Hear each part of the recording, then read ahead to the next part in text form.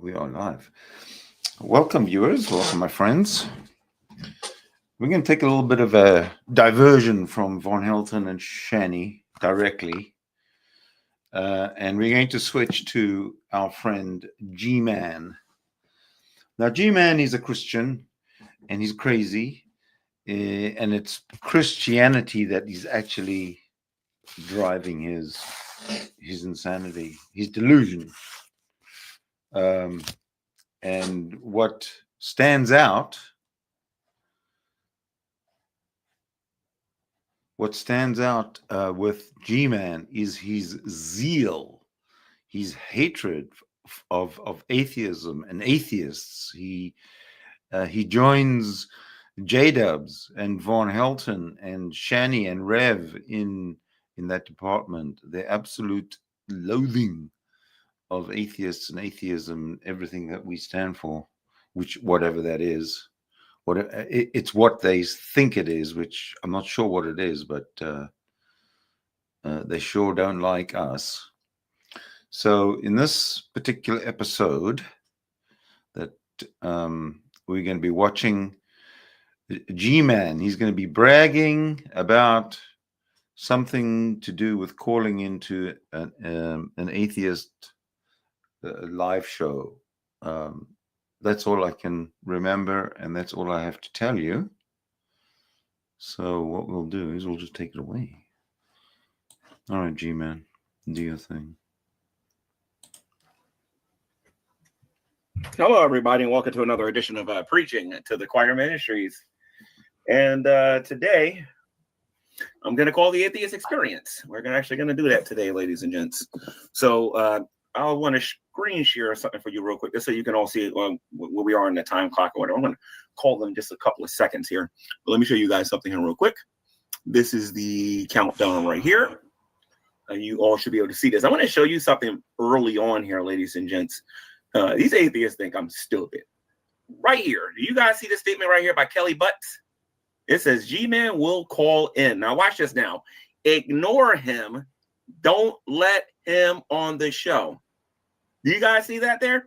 What was I saying the entire time I was doing this show? That they're afraid. And I meant it. God is showing me to be true right now, that they're afraid. They even got the phone number right here. But don't worry. I have the phone number here too. So I'm about to call them right now, ladies and gents. I am a man of my word. I'm going to show you that I'm not afraid of these atheists. These atheists fear us as Christians. There's a number right there. And let's give them a call right now. Let's see if they pick up here. Let's see what they got to say here real quick. Thank you for calling the Atheist Experience. In 15 seconds or less, please state your name and the topic you are calling about after the tone. Hello, thank you for calling Atheist Experience. If the host chooses to take your call, it will be recorded for broadcast. What name would you like to use for the show? G-Man. Did you say Jimmy? No, G-Man. I'm sorry. G-Man. Yes. G-Man. G-Man. Yes. Got it. Okay. Are you a theist or an atheist? I'm a Christian. Okay, great. And what pronouns can we display on screen for you? Male. I'm a man. Great. Thank you. And where are you calling from? Newark, New Jersey. New Jersey. Great. Newark. I'm sorry. Yeah, New Jersey. I'm sorry. Yeah. Yeah, that's we just put the state. Yeah. Okay. Okay. So can you give me like just a very brief one sentence summary of what you want to talk about today? Yes, I want to talk about can you be good without God?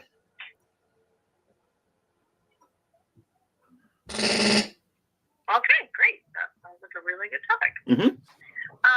Wonderful. So I will go ahead and put you through to the host queue where you'll be on hold. While you're on hold, we do ask a couple things from our callers. The first and most important is to be ready to go on the air at any time because the hosts don't necessarily take calls in the order they come in. So you might be the first call they take, you might be the last call, or anywhere between. So we do ask, please always be ready to go live. Also, make sure you're not using speakerphone. And also, don't watch the show through YouTube. Make sure the YouTube stream is off or muted because it is on a delay. Instead, once I put you in the queue, you'll be able to hear the show in real time, and you won't miss when it's your turn to be on. And last, if the host take your call, no need to ask if they can hear you. Just assume they can, and go ahead and start talking with them. So with that, I'll go ahead and put you into the queue. Okay, thank you. All right, thank you. Mm-hmm. You have been put in the holding queue. A beeping noise will indicate when you are on with the host. Okay, so I got this on mute, guys. I'm gonna wait until for me to.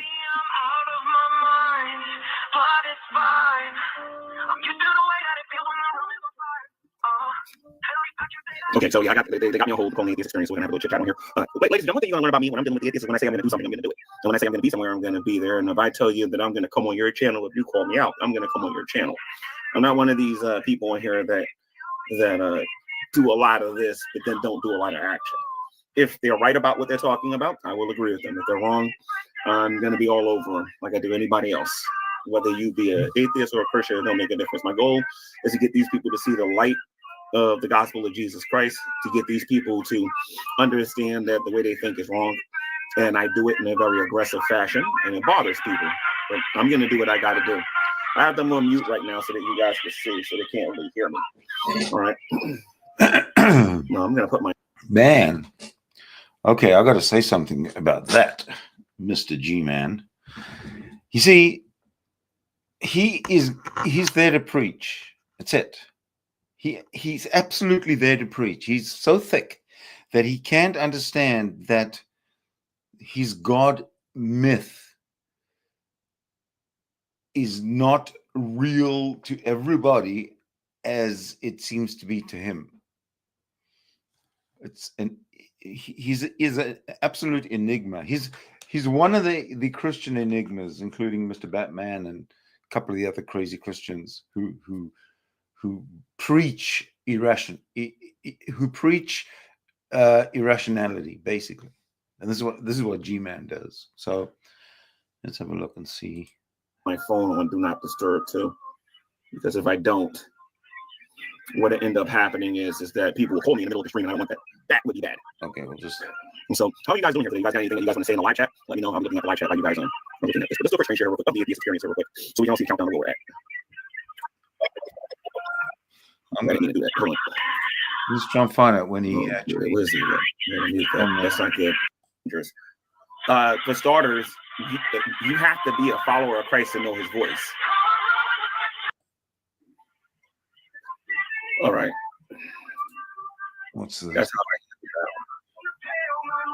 I think he gets on over here. Okay, there we go. I don't know what I'm doing wrong here because I'm trying to multitask. So just give me a. Let's see if he ever gets on. I'm on time. So we're waiting for the atheist experience, guys. So all right, well, so let's just look a little bit beyond this anthem, Jim Barrows. How are you doing, my friend? Let's see. Well, that all sounds incredible. So I'm just give him the highest of fives. And it's. I'll watch this whole thing, but I want to see the part where G-Man goes on.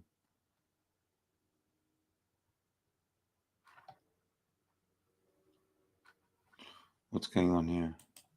Yes, I do. 100%. G-Man. 100% true. Okay. So then. Hold on.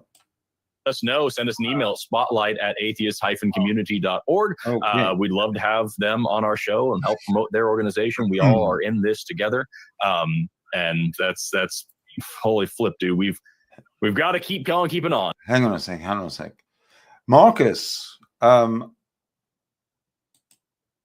no reasonable dialogue. You think I should? It's a damn good idea. You mean that you want the link to the room so we can actually have a dialogue?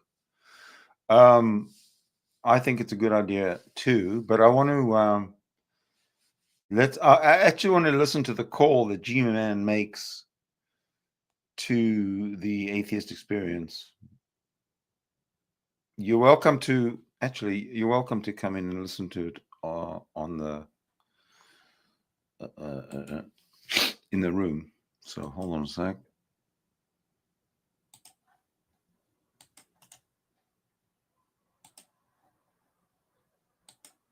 There you go.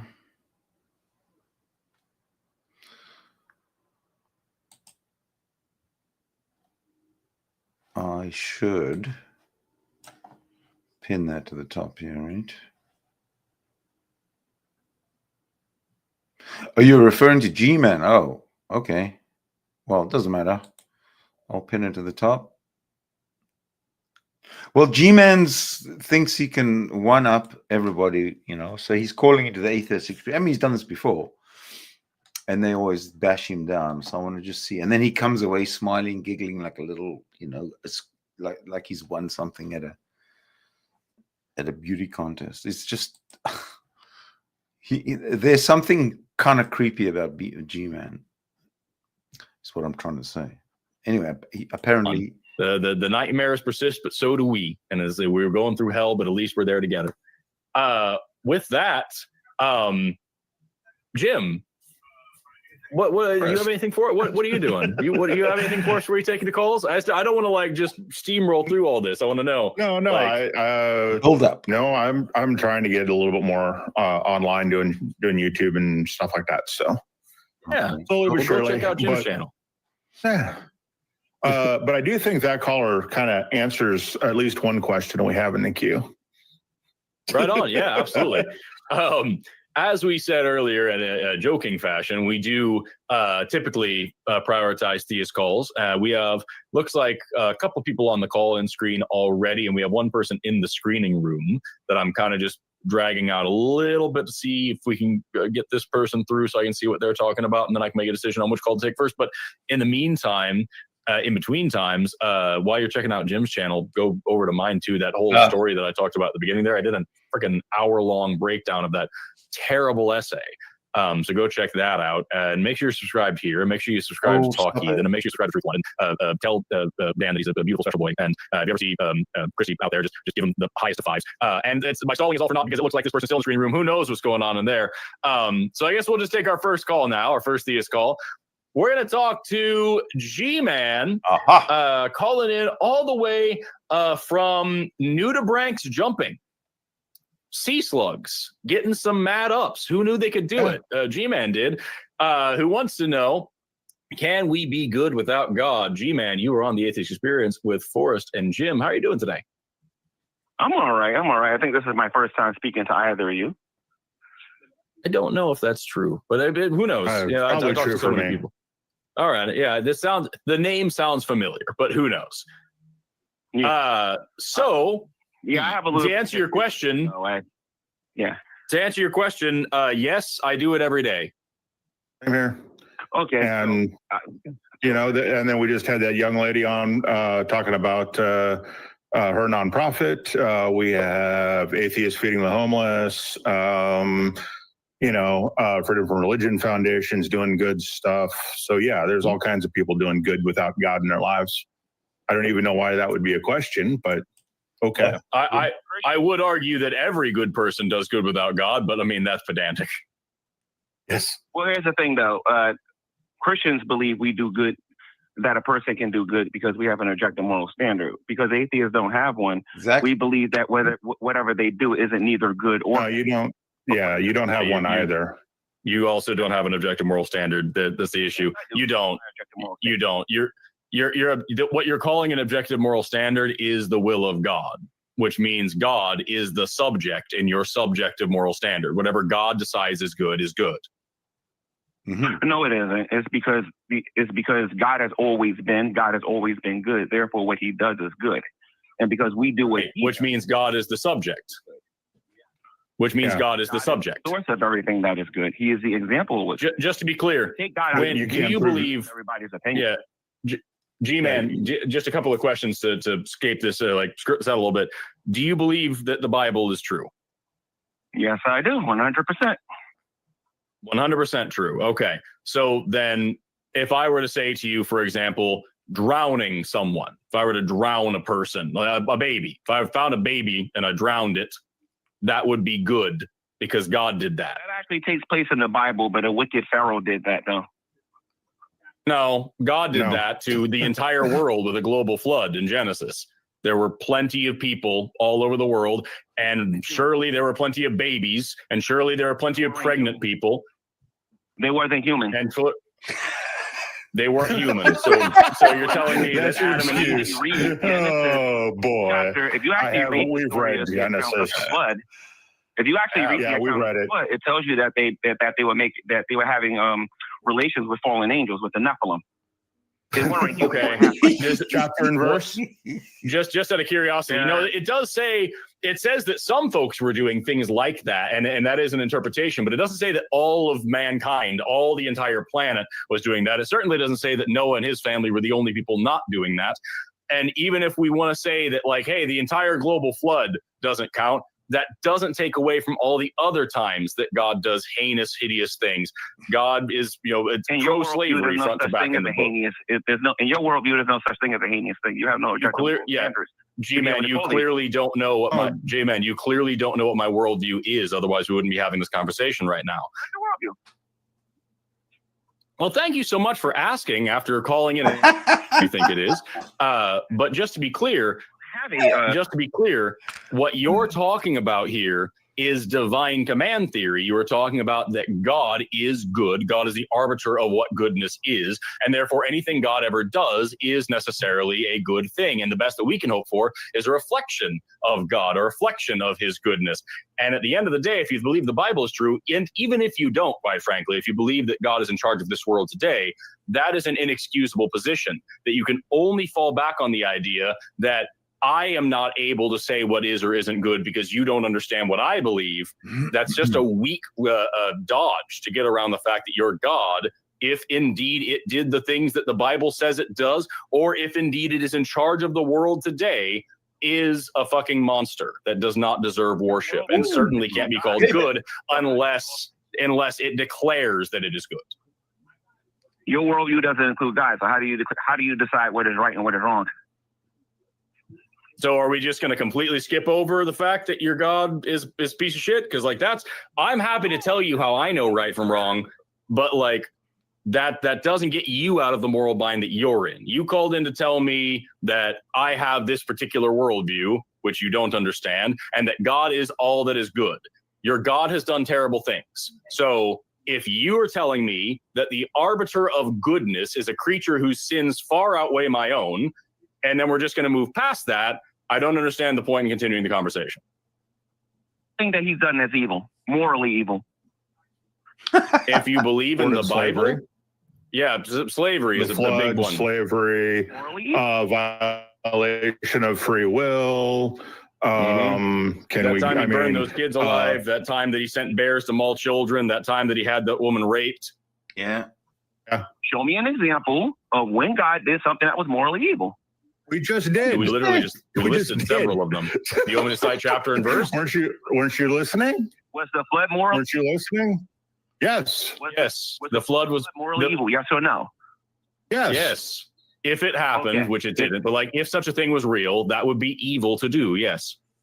Okay, so let's treat it like a story then. Let's act like it didn't happen and it's just a story, just for the sake of conversation. If you look at what actually happened during the global flood, the Bible says, hold on a minute. The Bible says that that every thought and imagination of man was on evil continually, and that they was having sex with fallen angels, meaning they wasn't human no more.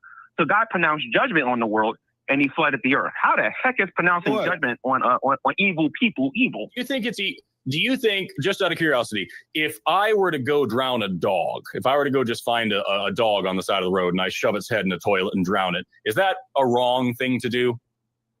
That's a wrong thing to do if you did it for no apparent reason, but not. Okay. So you're saying that it does. Imagine being able to build an app with your name on it just by thinking about it. Meet Base 44, a complete AI creation platform. Oh, what is this? Describe what you want. Oh, fuck. I really messed up somewhere. Damn. Fuck. Let me conversation with Justin and never finished the conversation because he ran away.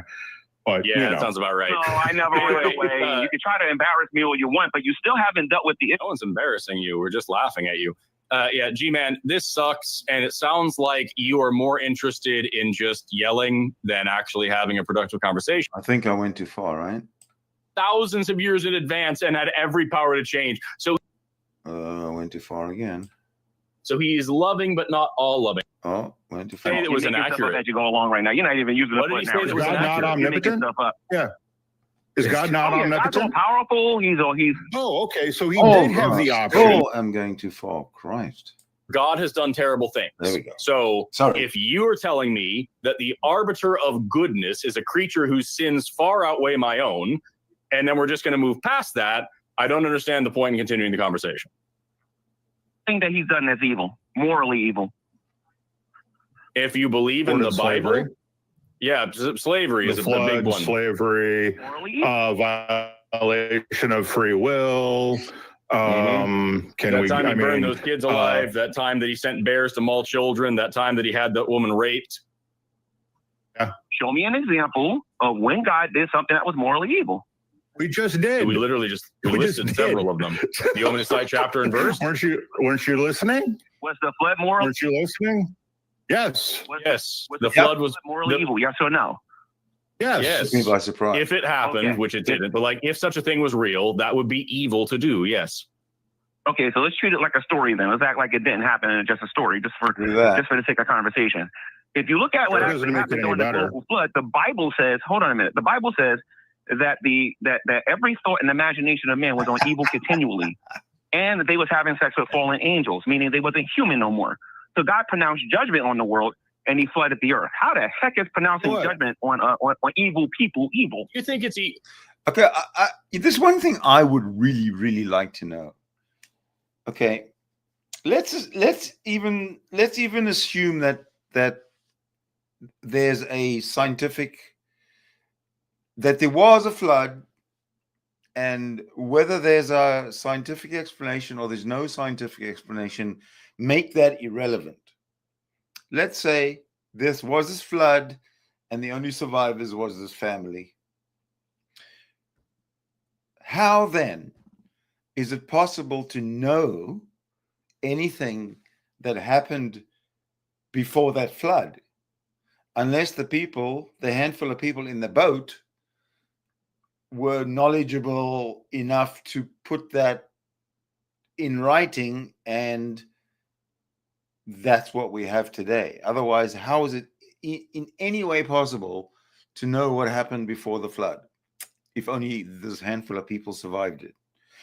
I'd like any Christian, any monotheist who believes in this Bible thing to answer me that in a rational way, even though the very perceived existence of this God of theirs is irrational. Do you think, just out of curiosity, if I were to go drown a dog, if I were to go just find a dog on the side of the road and I shove its head in a toilet and drown it, is that a wrong thing to do? It's a wrong thing to do if you did it for no apparent reason, but not. Oh, okay. So you're saying that it does. Imagine being able to build an app with your name on it just by thinking about it. Meet Base 44, a complete AI creation platform. That's how Describe what you you want beat the and watch it take shape. You can plan, customize, and expand in any direction. From tools built for one to platforms ready for many, from passion projects Come to on, enterprise-grade systems, everything is built in and ready to launch. It's a new world of creation where you can go as far as your imagination takes you. Can you imagine it? Let's make your dream a reality right now.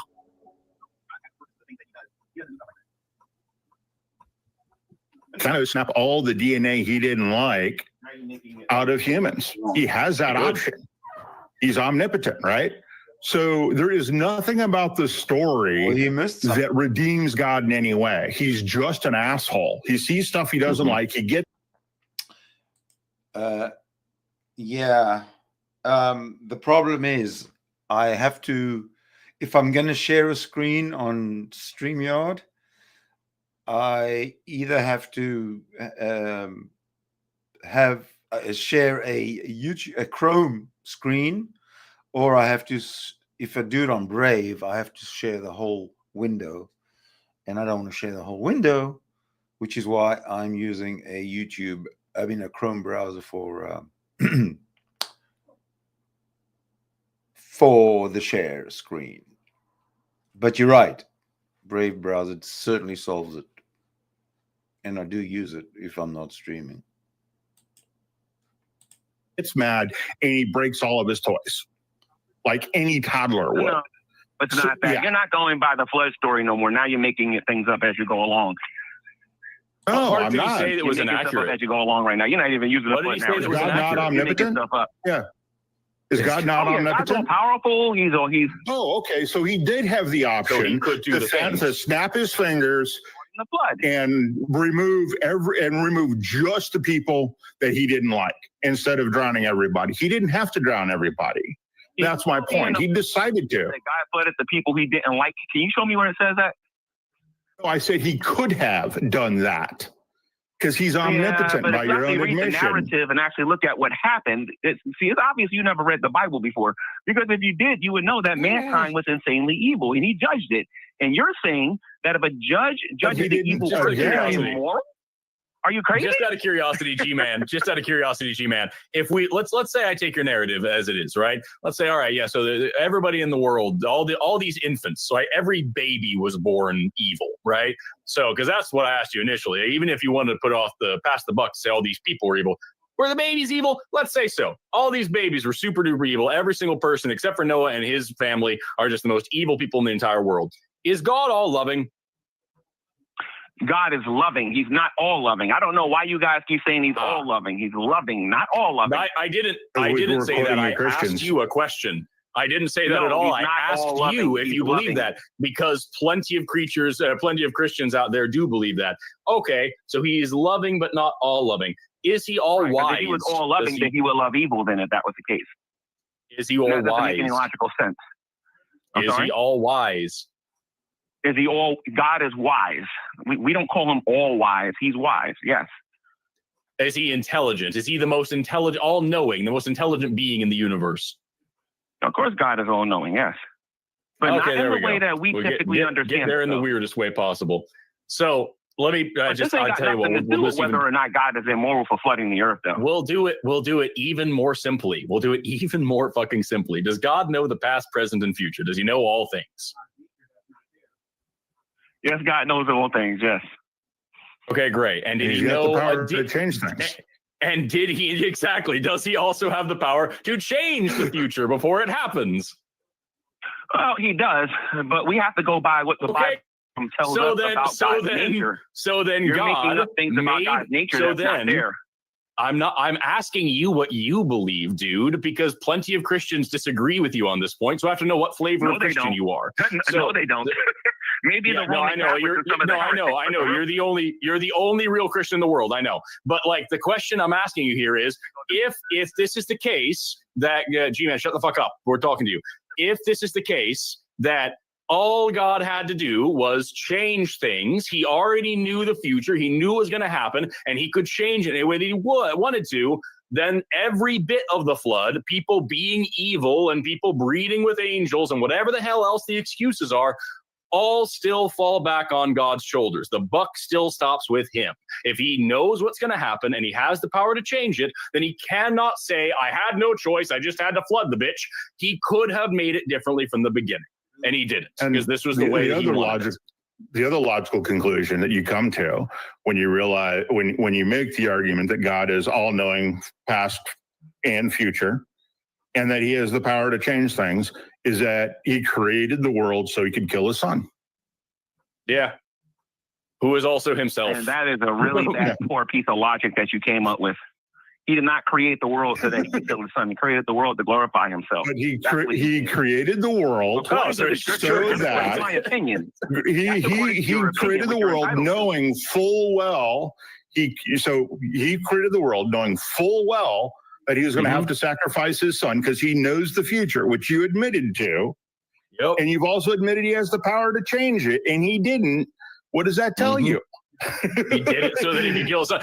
Either he did it so that he could kill his son, or he was really bummed about something that he knew thousands of years in advance and had every power to change. So he's just impotent and stupid. And it's honestly, if the argument is no, he created the world to glorify himself. Okay, I don't like the fact that my entire existence is some dude's masturbation fantasy. This sucks.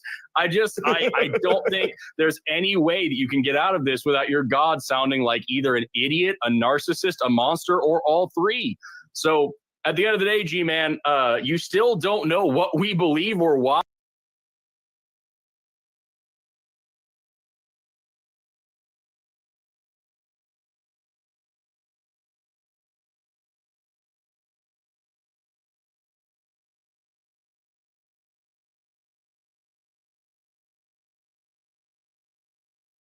You have just made assertions, and you don't know what and I your believe God or why sounds like an either. idiot. You don't know what I believe I and keep why asking either. you. Never That's why I'm asking. G-Man, I have asked you. Everything I've said is asking you what you think and then rolling with it. What are you talking about? We've been incredibly charitable with you. We know you believe in an omnipotent God.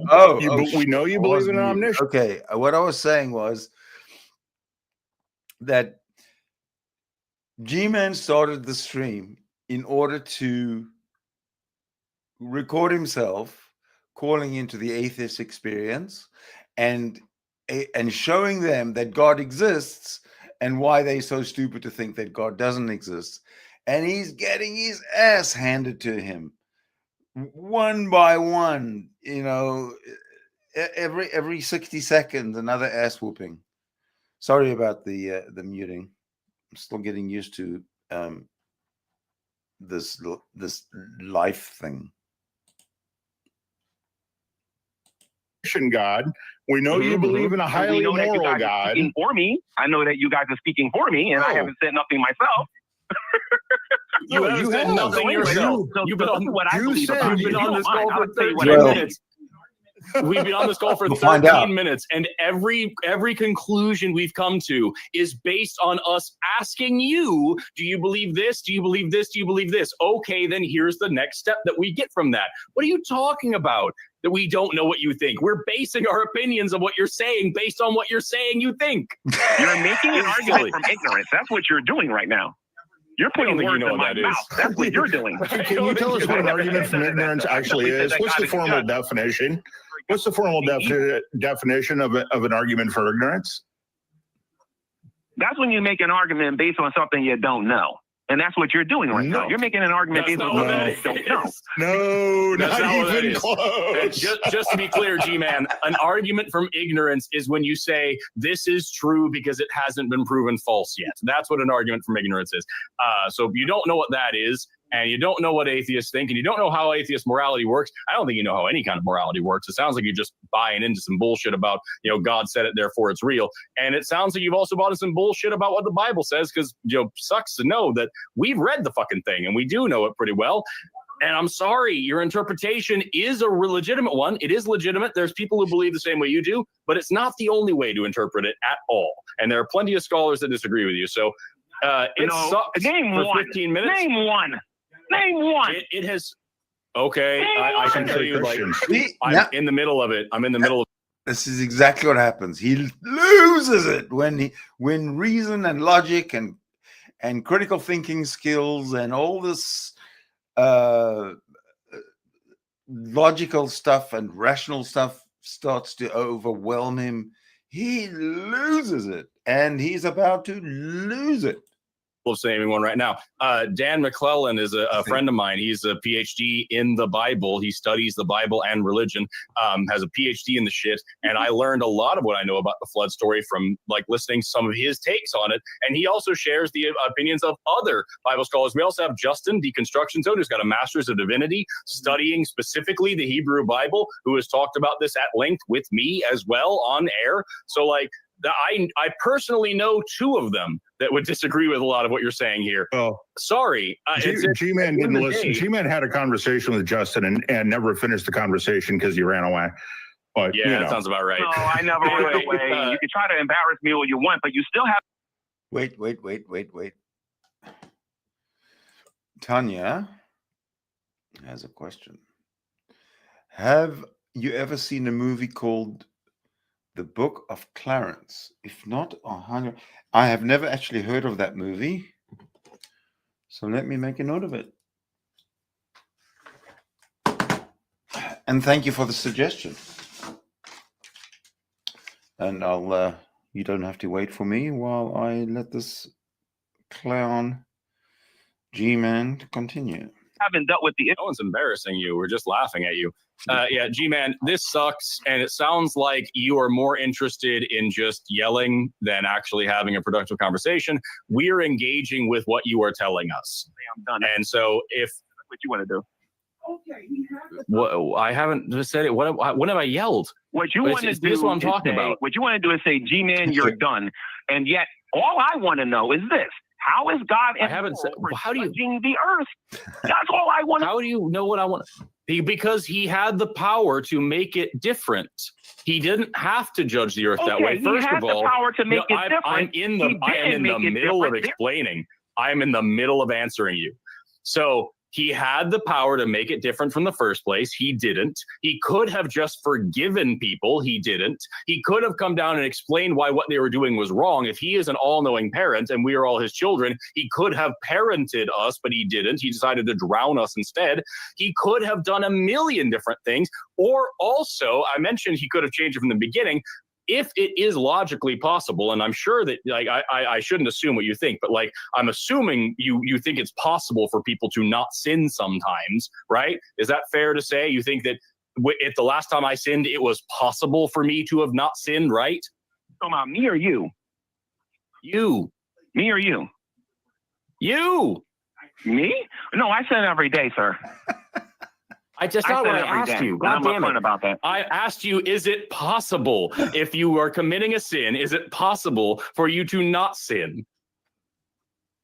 Maybe, but I sin every day. What does that actually mean? I sin every day. When a Christian says I sin every day, what does it mean?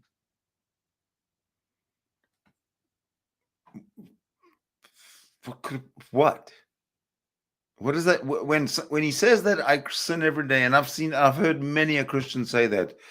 Yeah, you know, I'm a sinner. I'm a Christian, and I sin every day, and whatever. But what does it actually mean? I'll tell you what I think it means.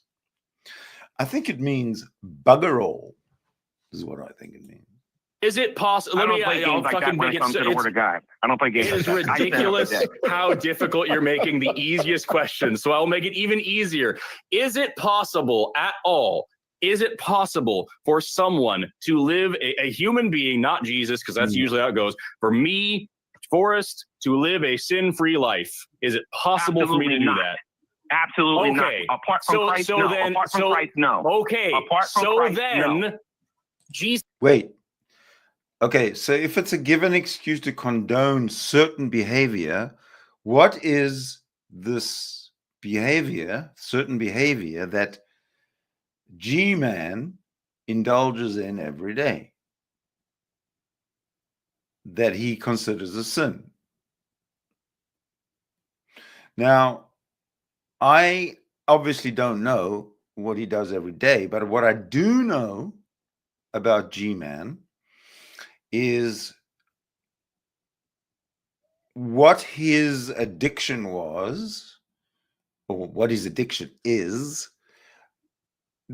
before he became a Christian, and apparently became a Christian and overcame, hint, hint, or hint, hint,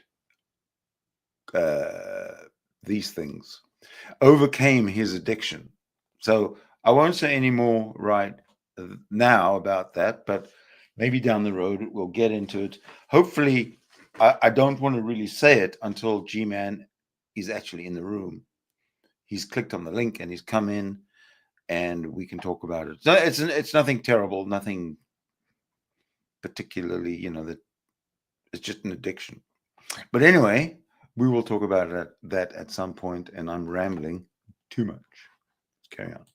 Jesus Christ, dude. So then that goes along with what I was saying a minute ago. It is impossible for us to not be judged because of the way God set the shit up. God knew what was going to happen in Eden beforehand. He didn't do it any differently. It is his fault. He knew about the fall. He knew about the flood. He knew about sacrificing his son. He knew about all of it thousands of years before it happened, before he created anything. He knew all of that was going to happen. He had the power to do it differently, and he didn't, which means all of this is either in his plan happening on purpose, or he's just fucking dumb. And you're blaming me and all the people, the antediluvian population that were drowned for the sins that they didn't even understand were sins because God didn't teach them properly. All of it is their fault, despite the fact that you are saying it wasn't even their choice. It is impossible for them to have done anything different. It is impossible for me to do anything different. And God is punishing us for something that he created us to do. He is punishing us for something that we are not responsible for or capable of doing differently. That is either stupid or evil. That is the immoral shit that your God is doing. I don't know how that could be any more clear. Like, I don't know how to be any more clear either. You're a sinner. You don't stop sinning because you refuse to come to know Jesus Christ as your Savior. You want to go to hell. You want to be a rebellious person, and you refuse to acknowledge the fact that Christ died for your sins. I don't believe in sin. You made that I don't believe in sin. Don't believe your God exists. I don't believe in sin. You haven't done a single thing to prove to us that God exists. Your moral argument fails with God, right? Premise 1, God is omniscient. You've agreed to that. Premise 2, God is omnipotent. You have agreed to that. Premise 3, God is the source of all morals. You have agreed to that. Therefore, conclusion, God knew that the Garden of Eden would happen. God knew he was going to have to flood the world, and God knew he was going to have to kill his son because of the first 3 premises.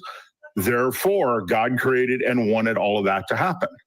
What part of the premises do you understand? God of all morals. If God was the God of all morals, he would be the God of your morals. He was the most moral. That's a dumb statement to make. Yeah. God is not the God of all morals, because if he was, he'd be the God of your morals. That's dumb. You also, just to be clear, you did allude to that at the beginning, but whatever. The point here, dude, is that I don't believe that sin is real. And even if there was something that I felt that I needed to be atoned for, I needed to atone for beyond the capabilities of my own life, I certainly wouldn't do that through a fucking filthy blood sacrifice in Palestine 2,000 years ago. That's simply not reasonable to me. I don't think it makes any fucking sense. I know it's not fucking moral. I don't want to be a part of a cult of human sacrifice. I don't think that's a good thing to be. So if this is the best your God has got, and if this is the morality that you're offering to us, no thanks. A fucking hard pass for me. I've got a far better and more wholesome and clean and pure and functional morality than what you are offering me here. I didn't need to torture a carpenter to death to get any kind of morality from me. Swearing and cussing and making stuff up and not listening or anything like that? Because if that's your morality, when have I made anything up? You know, children. And we've been listening to you. I do cuss. Yeah. I do it quite a bit. It's fucking fun. But I haven't made anything up, and I have been listening to you. Good. Jesus said he gave us his life. No man takes his life from him. No, he didn't. He is source of yours. But he gives. No, he didn't. He gives up his life for the sheep. You are making stuff up. He didn't. So here's the thing. A speeding ticket? God's the source of all morals, right? Everything he does is good. Correct? God is the source of all good, not morals. Good. Because if he was good morals, same thing. All right. Yeah. So if God is the source of all good, then the next time, have you ever gotten a speeding ticket? A speeding ticket? No. Have you ever gotten a speeding ticket? Okay. Well, let's assume for a moment that you get caught speeding and you get the fine. According to God, because God decided to give everybody the same punishment, original sin, then your children and your children's children and their children's children should also be fined if we're to follow God's example, correct? No. That's God's example, right? You go into the Old Testament, he says he's not going to punish us. He's not going to punish the children of the father's sin no more. I don't understand that speeding ticket thing. Under the new covenant, we don't get punished. He already did that. With the fathers and the mothers did no more. But he says he's going to visit the iniquity on the children. Yeah, so but if you actually read the Mosaic Law, later on he says when he changes it and makes a new covenant, that he is no longer going to judge people based on the sins of their parents. Rather, people are going to be judged on what they. Why did he do it in the first place? He changed his mind. That's a silly thing for an all-knowing creature to do. It's kind of like the whole thing about regret, which is what I talked about earlier in the flood. I don't know if you heard it, but like in the flood story, he also says he regrets making humans, which weird that an all-knowing creature, something that is the most intelligent being in the world that knows past, present, and future, understands what regret is and also can change his mind on things. What a weird way for this God to be. It's almost as if it's a story written by humans that's kind of inconsistent because it's been translated to shit since the fucking Bronze Age. Like, I don't know, man. It's 23 minutes in. We got a ton of other callers, and some of them look like trolls, and that sounds kind of fun. So we're at this point now where the best we've got is if I take everything you're saying as absolutely true, and I just totally agree that all this is real, I would still want nothing to do with it. And I don't think that's a conversation that you're prepared for. So I think I'm probably good. I don't know, Jim. Do you have anything else for G-Man at this moment? Yeah, I have another question. You go ahead. Yeah. Let's assume for a moment that you're on trial for murder. You get convicted. Would it be just and good for somebody else to come in and say, "Hey, I will take his prison term"? Yes, actually, I think that's quite loving, actually, too. And it would probably make me change my life and never do the things that I was doing anymore. Except it's not just, because we don't do that in our legal system. So you're saying that we should do that. We should allow someone else. Isn't punishment supposed to be corrective? Yes, and I had a crazy idea. We were surprised that no one had done it before. Success doesn't follow a formula, and neither do you.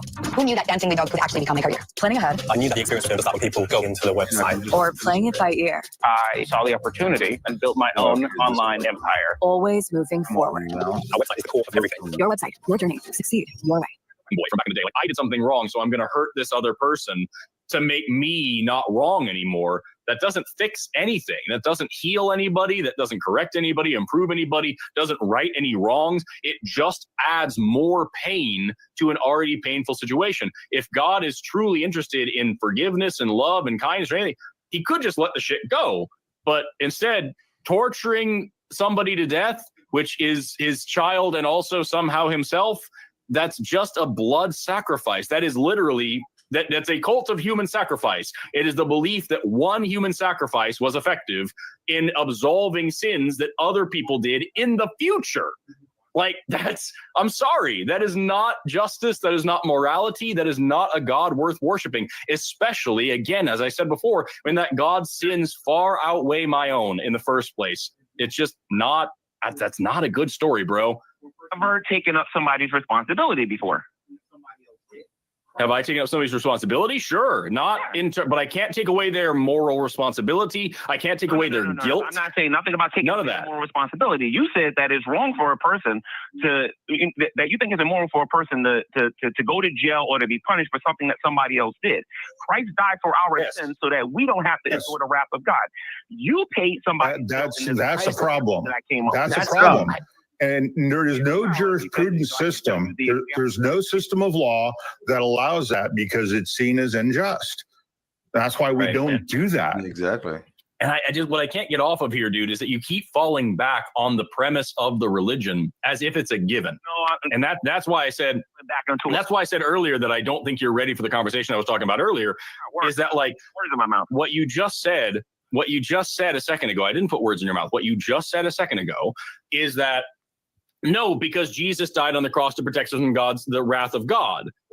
And you said that with such like alacrity as if to imply that that's just, of course, that's what, that's a given is what I'm saying. But God didn't need wrath. There doesn't have to be a wrath side to this. There doesn't have to be a punitive side to this. There doesn't have to be any of that. God created the system as it is. God created the rules of the system as it is. God created the punishments as they are. God did all of these things and then made it part of this whole system that you can go to hell just for not worshiping him, for not believing in him, for not thanking him, for setting up this system as broken as it is. None of this is necessary. All of this is the arbitrary choices of one fucking stupid being that you are claiming is all-knowing, despite the fact that it clearly couldn't figure out a better system when you and I could easily do that. So, like, what you're giving me here is a fucking Iron Age, like, what's the word I'm looking for? Honor culture system that was meant to protect fucking goat herders in the desert that is now blown up into this fucking hyper fucking like insane authoritarian Big Brother system with a pit of fire and a theme park in the sky. And it just doesn't sound like anything that's barely reasonable unless you're already bought into it. And that's what I said earlier when I said I don't think you're ready for the conversation that I want to have with you, is that you would need to stand all the way outside of your faith in order to see it the way that I'm seeing it from the outside looking in. And all you keep giving us when we keep telling you, hey, this doesn't make any fucking sense and it doesn't sound moral is, well, it's the way it is because God and because of these other things that are part of the system that we are rallying against here. So it's just, I don't think that you're on the same level. And I'm not saying like you're not as smart as us. I don't think you're on the same page that we are. And so I don't see how this conversation is productive. You just keep running into the same wall over and over. On a greater premise of me calling into the show. And number two, you also didn't answer any of my practical examples when I said, okay, would you take on somebody else's debt? And of course, we would see people doing this. No. Now, we see other people taking on people's debt. When Christ took on our debt, it's the same. We're not talking about debt. We're talking about crime and punishment, not debt. Well, and also, even like that's the thing is that you're using that term. You use the term debt, and earlier on, you use the term responsibility. And like, yeah, if somebody's in debt, those things. What do you guys think? I think he's getting absolutely crushed. Crushed. And I think you're right, Marcus. He's going to say you won. Right, exactly. If somebody is like they owe some money, yeah, I can pay the money for them, and that would be a kind thing to do. If somebody has a job they can't do, a task they can't handle, I could do the task for them, and that would be a kind thing to do. But if somebody did something actually seriously wrong, if they really hurt somebody, I can't take that responsibility. That's not justice. They need to go make that right if it's possible to make it right. They need to atone for it if it's possible to atone for it. And at the end of the day, sir, can we I get can to the never Bible and correct get away from what has already happened. And probably neither can they. What the Bible So actually says? saying, Right now, yeah, you're you talking did about something really somebody I don't bad. even You know hurt like somebody. that. You raped somebody. You murdered somebody. Whatever. Well, no, I'm not. But I going beat into the nothing. fuck You're out of making this stuff up guy. as you So it's go all along. good That's now. what you're doing right As now. long You're as you lying. tell that guy you love him.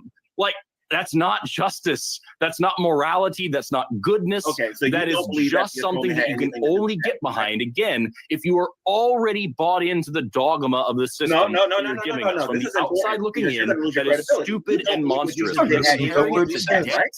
is just completely inadequate for getting your point across. Okay, so you don't believe that the atonement had anything to do with that, then, right? You don't understand the atonement. Not in the way you're using the term, no. Yeah, not the way you're using it. Yeah. No. This is important No, what I'm because you're going to saying lose your is credibility. that You don't believe what Jesus did had anything to do with that, right? And you are No, there's just no being money clear. involved. Are you talking about like monetary physical debt, or are you talking about like moral and like the debt in terms of like our failings as moral creatures? How are you using the term debt? The thing is that we are dead in our trespasses and our sins. And you What does that have to do with that? are saying that I'm just asking you for a You're clarifying not question. dude. This defining that. You need to define that. to me again. Now you're going to put a bunch of other words in my mouth now. You know, No, We're I'm just asking asking you to you what you define mean. I'm asking you by the word you just used. What do you mean by that? So I can answer your question appropriately. saying to you is that because we are dead in our trespasses and sins, that we owe a debt to God. The Bible says in Romans 6 that the wages of I disagree. Okay, yes, I understand now what you're saying. Wait a minute. No, So you did wrong. I understand what you're saying, and no, I don't agree that's real. I don't think I owe a debt to God. Even if God is real, even if I accept the premise that you're laying out here, I would not consider myself indebted to that creature. So no, I don't think that makes any sense. And no, I don't think that Jesus' sacrifice was productive in that in any way. wow. Because again, we just have a different framework here. You believe that you can do evil and get away with it, and you don't owe a debt to the person. You Not said what I that. said. Serious? You never said that. That's not what I said. That's Who's putting whose words in whose mouth now? Like, that's not what I said at all. No. You just added on a bunch of shit to what I said. necessarily word for word, but that's what you said, sir. It's like No, it is not. No, it is not. Somebody's not listening. Yeah. Again, he That's never not does. what I said. Sorry. That's exactly what. And like, again, what you just presented to me by yours, like, earlier on, like, I gave some pretty silly straw mans of Christianity, but I haven't given a straw man of what you yourself have said. And what you just presented, the straw man of what I said, you once again did the same thing that I accused you of earlier. Are you where trying were to say that I didn't give you presenting any your practical framework, examples your that had moral nothing to system, do with the your gospel? worldview, your dogma? Are you trying to say that I as didn't the give you any judgment practical upon what I'm examples saying, outside of and the you're Bible? not able to step outside of the heuristics of Christianity You just said that I'm not to allowed to actually step hear what outside I'm trying to get across to you. That's what I keep trying to say over and over and over. You don't understand what I believe or why. Are you trying to say I didn't give you any practical examples outside of the Bible? Is that what I just said? You just said that I'm not willing to step outside of the parameters of my faith. That's what you just got finished saying. Yes, because even when you give me examples outside of the Bible, you relate it so heavily back to your faith that it's impossible for me to draw a connection to the way that I'm perceiving your religion. And every time I try to, you just turn back to, well, God created you and God, you owe him a debt. When I'm trying to get across to you that doesn't make any sense from where I'm standing.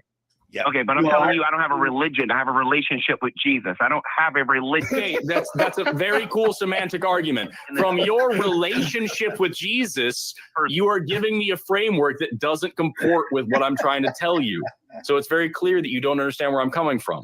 And that's all I'm trying for. Where I'm coming from, I basically called this show to find out whether or not you could be a good person outside of God, and you have proven that you cannot be. I'm a good person every day. Exactly. Or at least I try to be. I have not proven that every day. It's impossible to be good without God, because without God, you have no way of determining what is right and wrong. That is the dumbest thing any human being has ever said since human beings figured out how to talk. That's not true. That's not true. That's not true. And it would be so easy to explain like that. Like there's so many different frameworks that I can give you on like how to come up with right and wrong.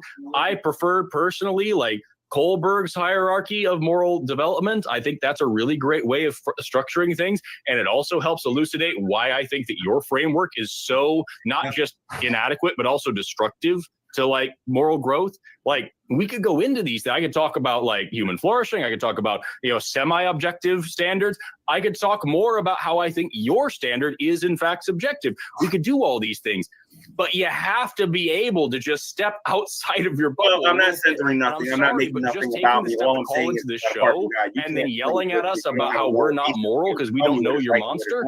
That's not really doing that. That's just platforming yourself and centering yourself in a conversation that ultimately isn't about you.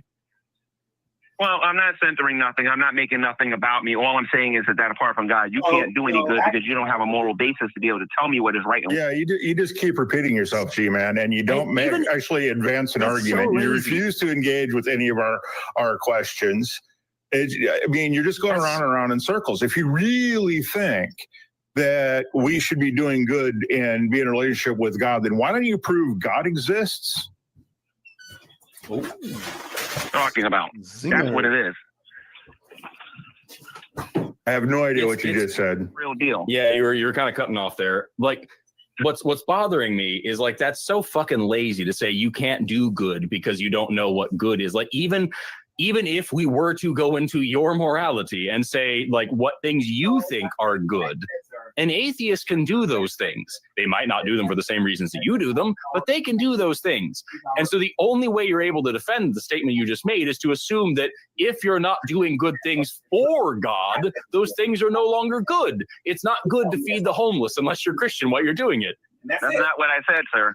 I said as I didn't say it was. Our objective, he's our objective standard for what is good.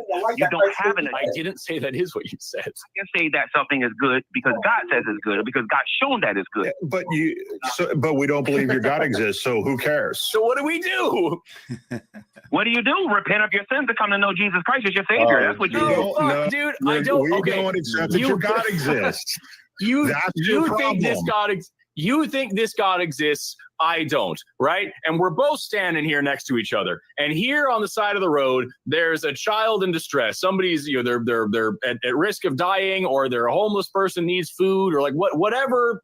Pick your favorite moral situation, right? So here's this situation here where we can both do a moral action. We can both go save somebody from the train tracks. We could both go feed somebody who's hungry, clothe somebody who's naked, heal somebody who's sick, whatever it may be. We could do that, and we both go do that, and you believe in God and I don't. Are you more moral than me in that situation because you believed in God while you did the exact same moral thing that I did? Well, here's the thing. From the Christian worldview, I did something good. From your worldview, you didn't. You just did it for the sake of it. That's not my worldview. You're just doubling down. You don't know my worldview, and you are putting words in my mouth after bitching about me putting words in your mouth when I never fucking did that. Yeah, Forrest, let's go talk about evolution. Yeah, sounds like fun. Because he's just repeating himself over and over again. Yeah, G-Man, I encourage you to I mean this sincerely, and it's going to sound like I'm being rude to you, and I am a little bit, but I need you to just really hear me. I need you to put your ego all the fucking way down. I'm going to be able to prove all of this. Sometime to talk to me about what my actual worldview is, and maybe we can have a productive conversation when we understand each other. But as of right now, you just keep telling me what you think I believe, and then whining when you think I'm doing the same thing to you, and it's not productive at all. Okay, so I think that's about as the most frustration the atheist community, the atheist experience has been in a while since anybody's ever called in here. See, you were quite right, Marcus. But I'm gonna have to paste it. G-Man will say that he won, and now let's listen to G-Man say that he won. Let's take a look at the live chat, and then let's go on. Let's talk about what was actually being said here real quick, so I can prove a couple of points here real quick. All right? Oh, sure. All right, so we got Forrest is hosting. He's only AA, atheist experienced person I like. I wrote a similar essay in high school. Yep, it's invisible blessings all. Smokey Saint says okay. So let me find something that's not insulting. Let me see something here. Smokey Saint said something insulting. What a shocker! Okay, laughing my butt off. God is subjective. Okay, let me see something here. Somebody's okay.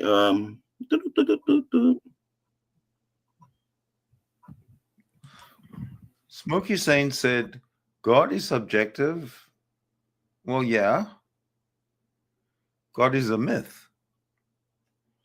But if you absolutely believe that that myth is somehow real, it's kind of subjective. About a waste speaking with a hardened heart people, but somebody's heart may be pricked. I believe that too. Definitely. I definitely believe that somebody's going to hear that and they're going to understand where I was coming from. Somebody heard. Oh, what bullshit. You see, this is where he thinks he's above everybody else and he knows more. He's got the truth in his heart. Okay, let me see something here. Here we go here with the insults. Here we go here. I think this is an insult. Let me see. Why would anybody think they could learn something from G-Man when he is an African-American slavery apologist? He can't be very bright. He's saying that, guys, because I believe that there's nothing wrong with owning another human being in of itself. But I also differentiate what we see in the Bible from the transatlantic slave trade. This person right here is speaking purely on hatred and on his judgmental attitude and not on facts. So let's go here. G-Man this is the one I want to stick with here. G-Man's getting roasted by the way of critical thinking. So let's actually go into what my original argument was. My original argument when I called the show was, without God, there is no such thing as good and evil. Let's take a look at the Christian world. Yeah, but you first have to convince us or show us that this God you speak of exists in some meaningful way that makes it relevant. And you never do that. If I give food to the hungry, according to the scriptures, according to God's nature, according to how God presents himself, I am doing something good because God says I'm doing something good because he is good himself. You don't know anything. If God cannot exist, God is impossible. So why are you making up things that this God can or cannot do or is not responsible for, which just suits a narrative that you are comfortable with behind the skirts of your God, your imaginary God. Self-existing. He always was. And he is the example that I have of what is good, right? Now, remember this little comment that's right here now, right? What do the atheists believe about this? Hold on a second. You know what I think, Marcus? Society makes their own ethical standards. And you know what they call that? Common law, criminal law, family law, etc. There you go. There's your ethical standards. You break those laws, you're non-ethical.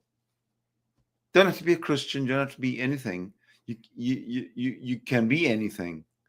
But there's your laws. There's your criteria. There's the rules that you have to live by. Right? It's got nothing to do with God or Christianity or anything like that. Nothing like that. It's just the law, you know, made by man for man. Okay, let's not get that mixed up. Anyway, let's see how he's going to roast atheism. Atheists believe that they're doing something good because they did something good. It's not based on any moral objective. It's not based on any, so what? The outcome is good. Any rules. It's not based on any laws. It's not even based on the laws of nature or anything in science. It's based on that person's individual opinion. Let me give you an example. Person A. So that person's individual opinion is, I'm going to help that person in distress. I'm going to feed that person who's hungry. That's a problem for G-Man. Boy, he's a magician. He was an atheist, thinks that giving this to somebody who's thirsty, they're doing a good thing, right? Person B, who's an atheist, thinks if they open this up and pour it all over their head, thinks they're doing a good thing. What I'm saying to the atheist community is neither one of them are right. You want to know why? We have nothing to look at to be able to see whether or not what they're doing is right or wrong. Yeah. You understand? I have God, they have nothing. I have God, they have a goose egg. I have God, they have nothing. Right? So totally. If they use the Christian worldview, they can say they're doing something good. If they use basically nothing, then nobody can say that something is good or something is evil or whatever. That's why a lot of times when they call me names, they call Christians names and they call us good or evil or whatever, nobody really cares because it's not based on anything.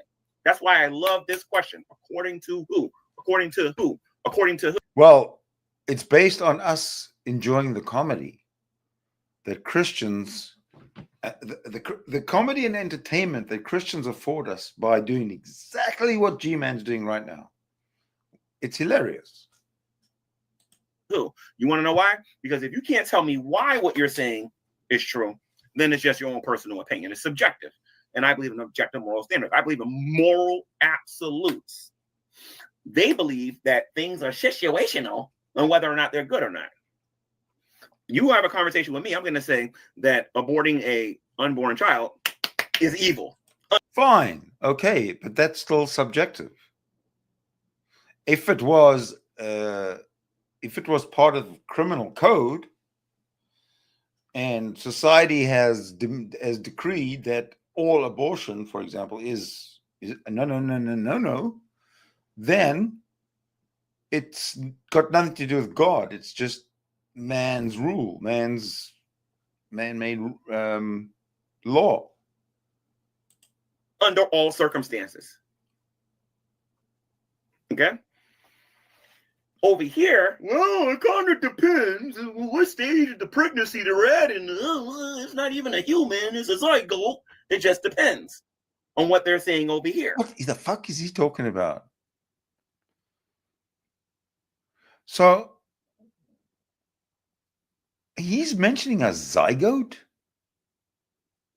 Does he even know what a zygote is? Does he even know what the size of a zygote is? And what zygote? G-Man, really? Morality is one of my favorite topics because I know it. Well, okay. Well, if abortion and morality are your favorite topics, then G-Man, I'm going to put this to you. Every miscarriage that any woman experiences anywhere is God's aborting the pregnancy. God is aborting the pregnancy. God is performing an abortion on the woman And you calling it a miscarriage, or the medical field calls it a miscarriage. Why are you not blaming God for that miscarriage? I think that's important. At the end of the day, a little bit of context. That if you take God out of the equation, you can't tell me whether or not something is right or whether or not something is wrong. I've been showing this to the atheist community on here for 13 years. And that's why they got frustrated, because they know that now Hi, Andrea. He also got on my case about, okay, G-Man, do you think that is morally? You are not obligated to be in the channel in any way whatsoever, but I'm glad you are. Right. And by the way, I'm gonna open up the room for people to come here, by the way, if you want to come here. But they think that that is morally wrong for somebody to pay your sin debt for you. In other words, Christ died for our sins. They think that that's immoral. It's stupid. Christ died for our sins. Firstly, he says he sins daily, but he never says what he does. And I have an idea what he does, but you know, I can't prove it. But if he sins, then the reason he took to Christianity was to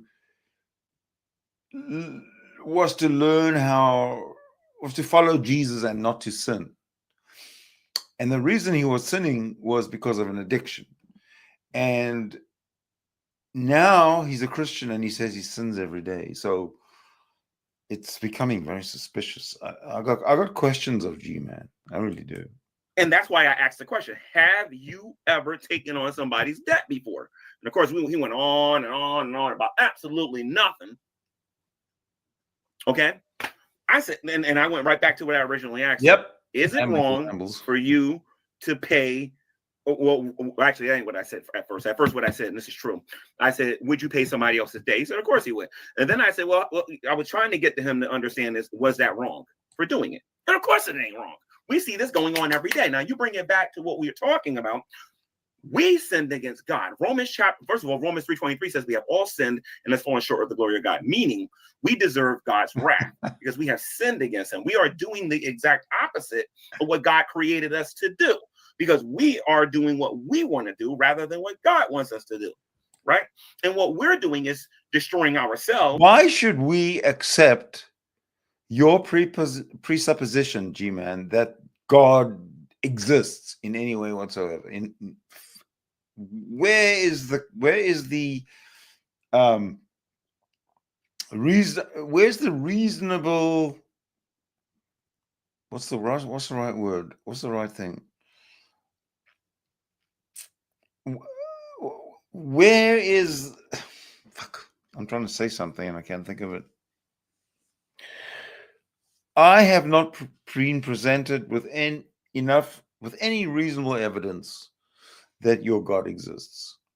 Nothing. Everything you say is irrational and hocus pocus. So with that, I'm going to let him carry on. We're destroying our relationship with him, and we're destroying the planet that we're living on. We're doing a lot of damage by being separated from God. So God says, you know what? I know how to fix this. I'm not going to violate their free will, but I'm going to send my only begotten son to the world. I'm going to teach them this through the law and the sacrificial laws. So that way, when Christ comes, they will understand the sacrifice that he is actually making. He doesn't understand it. How many times do you guys hear me ask him, when I asked him, do you understand? I don't know if G-Man finished high school either. You know, a lot of these people that we're jumping in, that we're running into, Christians specifically, really didn't finish high school. So they're not educated. This guy is definitely not educated in any way. Not even on the Bible. Because they don't understand it. This is why we got to keep reminding them all the time. Christ paid our sin debt. You deserve to go to hell because you are a liar. You're an adulterer. You're a lustful, scheming, evil individual who needs it, who is going to be separated from God unless God actually intervenes to do something. So what he did was seriously, the biggest lot of bullshit I've ever heard comes from G-Man. It's hilarious. He's like a total clown. Putting on the clown show. He sent his son based on his infinite knowledge, because he looked at every possible scenario. He sent his only begotten son to die for our sins so that we can have eternal life. What does the atheist do on a daily basis? They reject this peace offering. Oh, shut up. Okay, what do you say there, Charlie? Because in our common experience, extremely complicated things that give every appearance of being designed for a specific purpose always have a designer. No, not in nature. Evolution has taken that step, has made that step unnecessary. As you can tell from the very bottom there, evolution is a fact of science. Human evolution specifically, which is what you don't like. But Tanya has got something to ask you. Why do Christians get cancer too? Charlie? Well, I'll leave that question and let G-Man ramble. Reject the atonement. They say, I don't want to go to heaven. I don't want to turn from my sins. This is what they're doing. And this is what I kept beating them in the head with after we turned it into that topic. But the point of the matter is, without God, you cannot do anything good. And without God, you cannot do anything good. So in the example that that guy, I forget his name, said that if a Christian and an atheist both do the same good, is the Christian more moral? And G-Man said, yes, because the Christian is doing it with that moral good in mind, whereas the atheist is just doing it out of emptiness or something. Really, really, really dumb. Dumb. And yes, his premise is flawed. The premise that God exists is flawed. Right there. Banging makes it better. I'm going to prove it. Like I've been doing this entire time. Let me put the link out there and hear what you guys got to say. But I'm going to tell you something, though. You will never learn anything when you're talking to somebody if you don't understand where both sides are coming from. He's trying to argue that he can do good without God.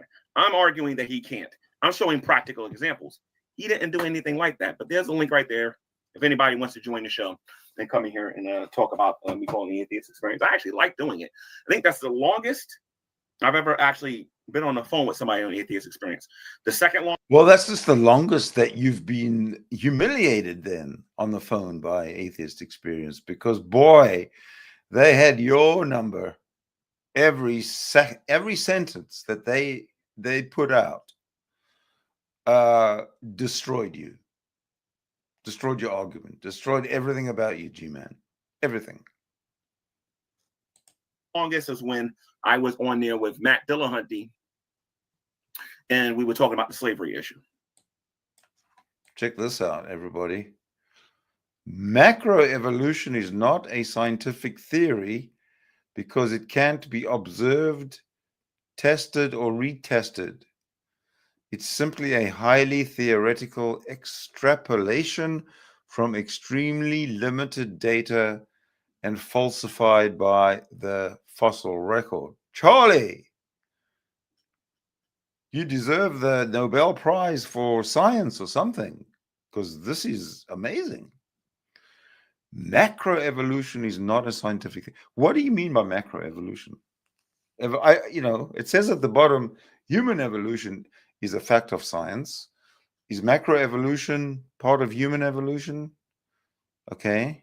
To be honest, Charlie, I have no idea what you mean by macroevolution. If you can address that, that would be lovely. We'll watch G-Man in the meantime.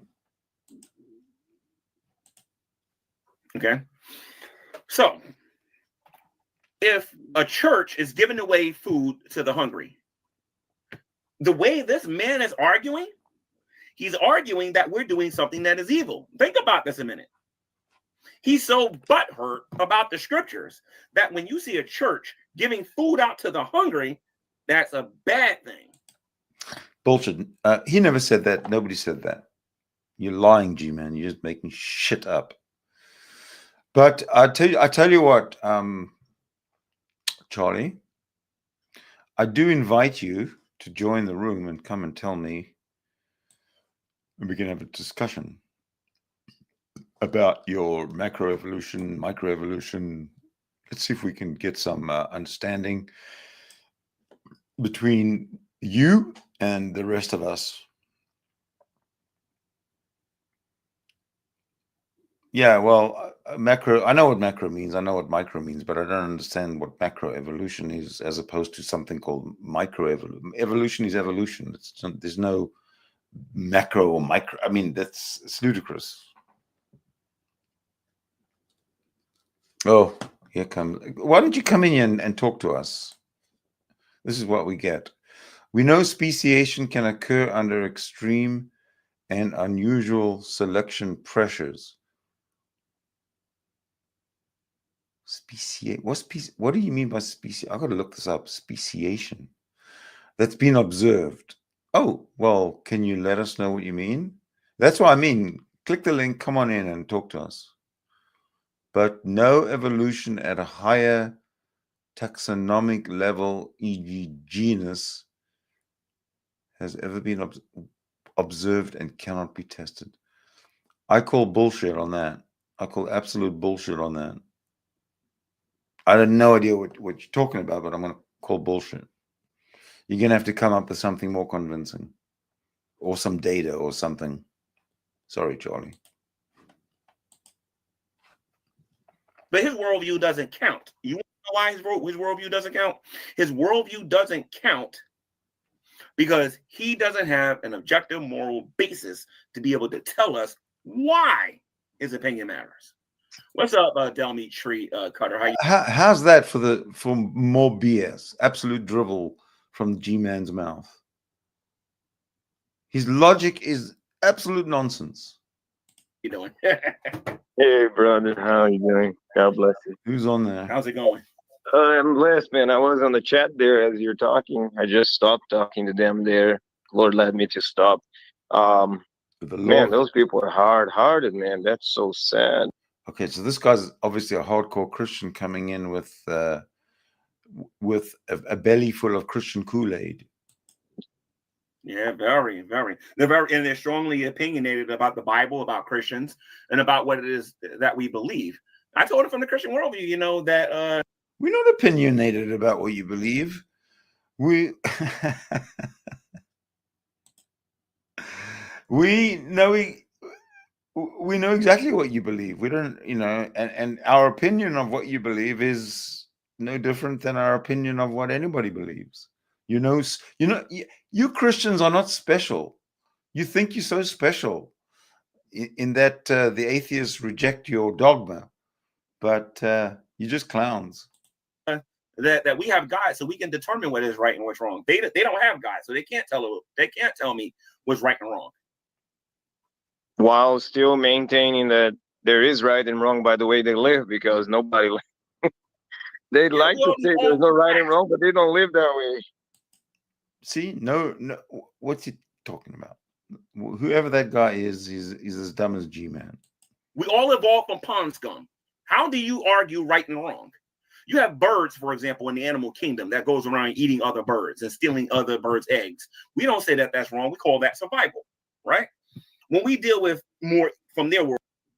No, I hate it when I've seen birds steal from fucking other birds, and nature is so cruel. At the same time, it's magnificent. But I think the cruelty of nature, in terms of how I respond to the cruelty of nature versus the magnificence of nature, the cruelty of nature gives me PTSD from what I've seen. And you block it out. You just block it out. Try and remember the beautiful sunsets, maybe, but the cruelty of nature and the cruelty of man to man as well, what I've seen, It's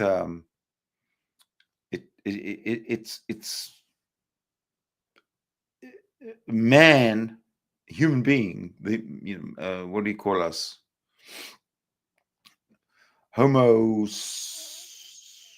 sapiens. We're a cruel species to one another and to nature. As is nature, just cruel to itself in a way. When you think about these birds killing other birds. The more evolved people that would be humans, and this happens. Oh, you're a terrible person. But we're all supposed to be animals according to them. There ain't no rule book that tells us what's right and what is wrong. You understand what I'm saying? So you'd come in, but yeah, all right. Well, hopefully you'll catch me at a time when I'm streaming when it's not too late. But I'm going to just show this. The fossil record argues against Dawkins style tiny incremental evolutionary changes. That's why the late paleontologists Gould and Eldridge posited punctuated equilibrium to hide the fossil record. Crap. Bullshit. Whatever that means. Again, nonsense. But wait.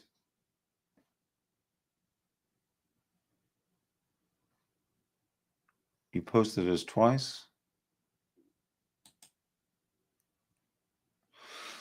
No, you didn't. Gould and Eldridge. Who are these people? I've never heard of them. Observed the fossil record is characterized by stasis, followed by sudden dramatic changes, not gradualism. So they pulled their theory of punctuated equilibrium out of their arses. This is like a waterfall of nonsense. What have we got here? Christians will equate cruelty to being evil or sinful, having God gives hope to them. Well, then I'll go back to my example of a woman having a miscarriage. That's God being evil. He's killing a baby. Right?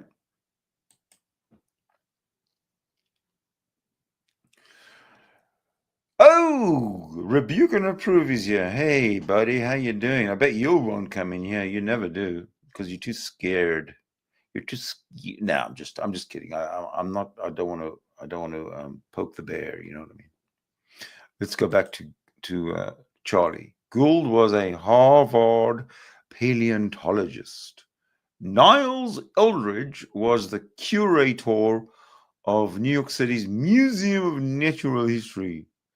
Both hardcore atheists. So what's your point? The fact is that the science proves them wrong. You know nothing about science. You're reading headlines. That's all you're doing. You're reading a headline. You're very similar to Von Helton. You read a headline and then you know everything about the subject that even a PhD does. You're pathetic. Absolutely pathetic. They're sitting there trying to make an argument to me on why atheism is, well, why you can be good without God. You can't. If I give food to the hungry, I did it because God showed me that what I'm doing is good. If they do it, how do we know what they're doing is good? According to their world. Where's the logic there? Absolutely nothing. The fact is, he doesn't consider the fact that the hungry person gets fed. No, doesn't consider that at all. It's like doesn't matter. What an idiot. Oops. Yeah, it could be evil. It could be evil. If God doesn't exist, feeding the poor could be evil. You see how frustrated they got to start the cussing and everything on there? Yeah, man. Yeah, maybe. Tanya. Have you ever? I've seen that site. What a joke. I was like, I wanted to call in, but it's gonna be so bad. And like, yeah. You see how many times they muted me? What's that? You see how many times they muted me?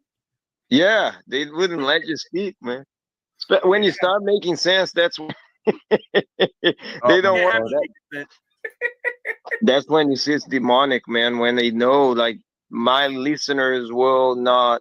Demonic. Listen to this. They're starting to get. They're starting to get really into it. Agree with me anymore, you know. It's actually not even their mind thinking that. That's the demons behind them that know that if you Charlie, dude, forget it. Forget it. Stop.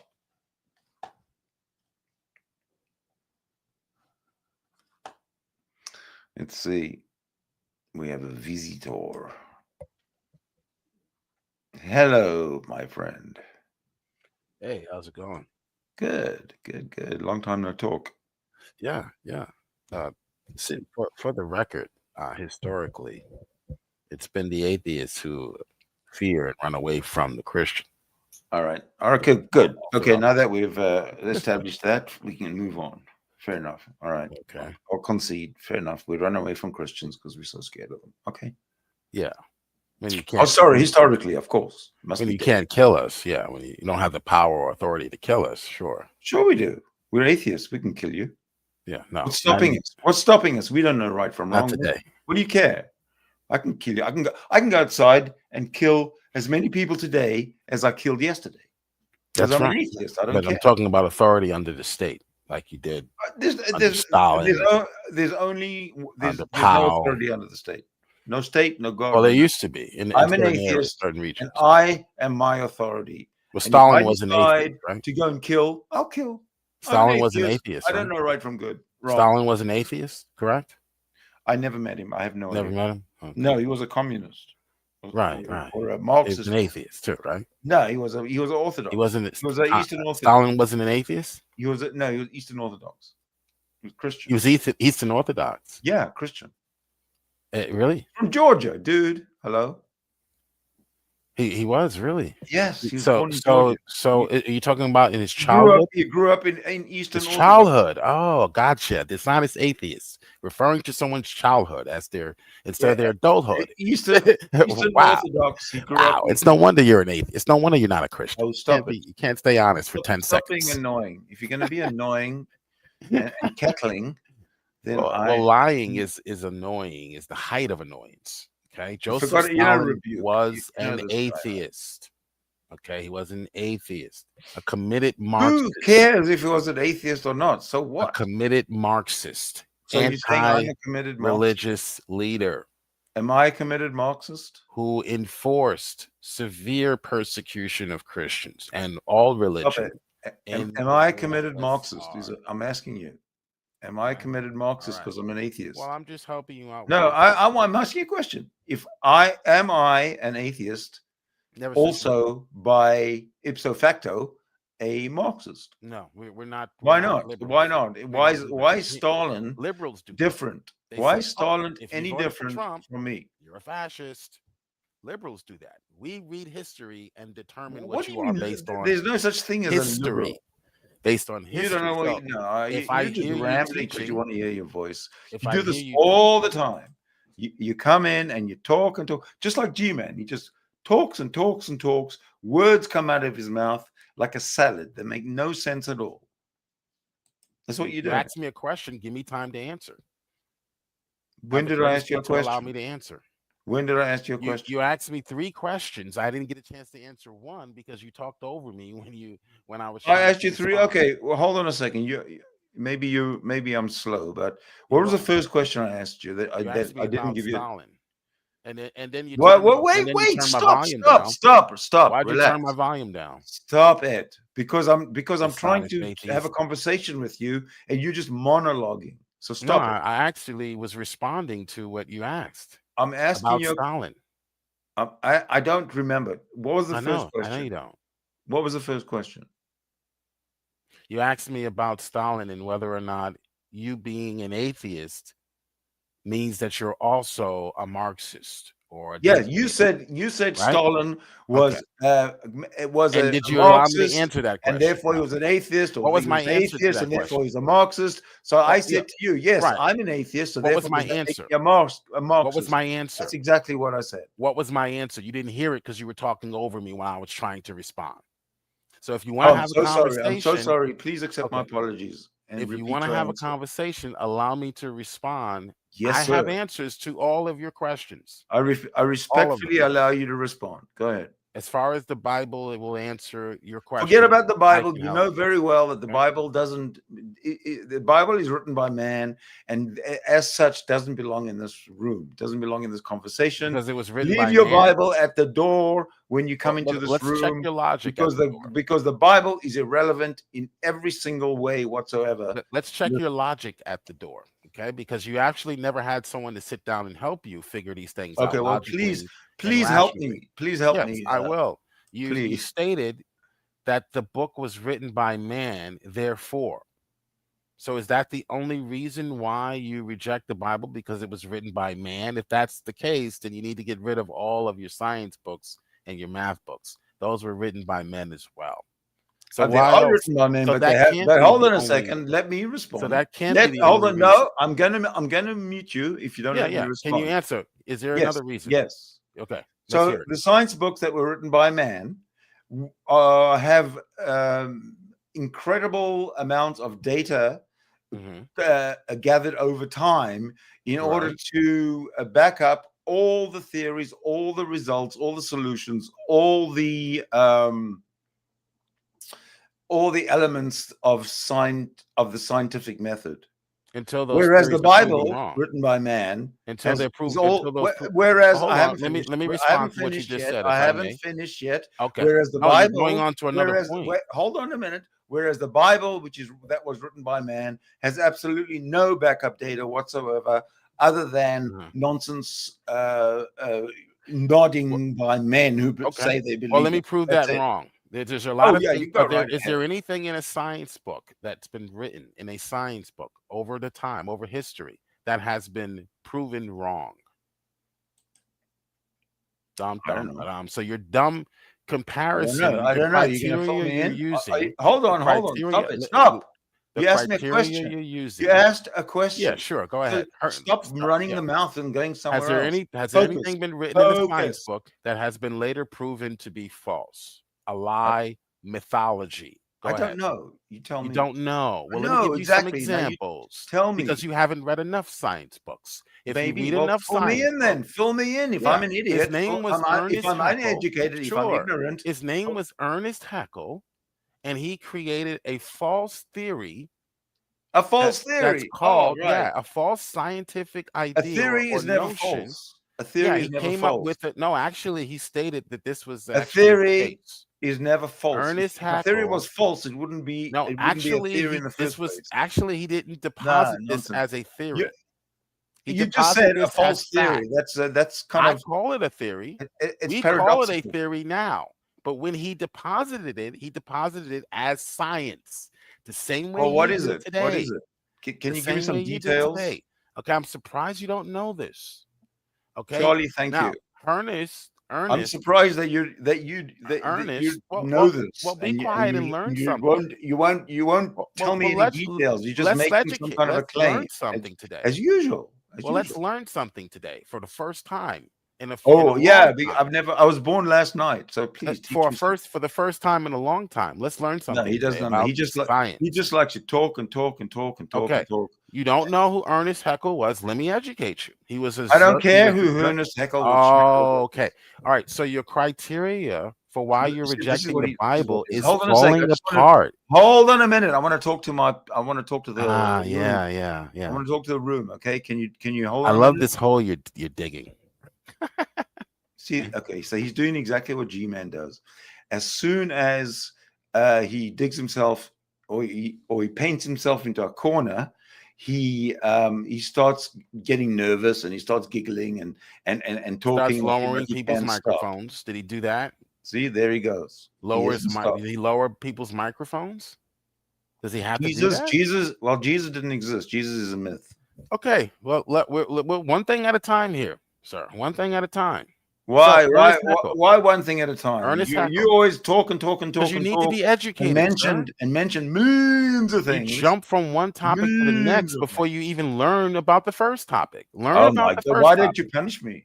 You made 2 stupid comments about science and why it's better than the Bible. Okay, what's those stupid what criteria that you whoa, if you accuse me of stupid comments, I want to know what they are. Tell me what the stupid comments were. Your second point was the idea that the science is in these books are things that we have tested and proven. And I asked you, are there things that we have tested and found out that they were false? You said yes.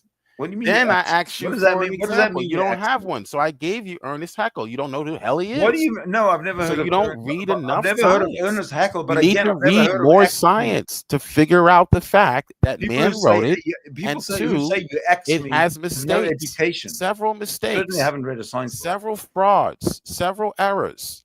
You need to read more science books, sir, and you would know that. So, Ernest Haeckel. Who was Ernest Haeckel? I just Googled it for you, okay? Ernest Haeckel was a German zoologist, okay? He was a eugenist, like all of your scientists, quote-unquote scientists. They're all eugenists. He just goes on and on and on and on. Oh, my God.